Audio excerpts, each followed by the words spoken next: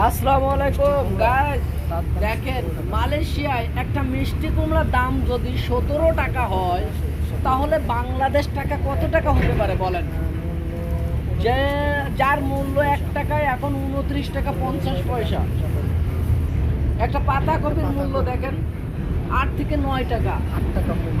যা আমাদের বাংলাদেশে অনেকে খায়, আবার অনেকে খায় না, গরুরে খাওয়ায়। ওই 1 টাকায় অবশ্য আমি খুব কম খাই।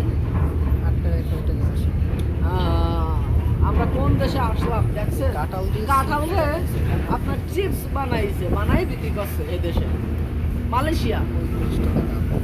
তারই মূল্য দেখেন কত, কি খাবে? 38 টাকা। এটা স্ট্রবেরি। এটা হলো ড্রাই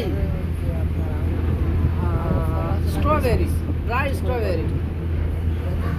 মনে হয় কত খাবে তা জানি না, তো 20 টাকা দাম।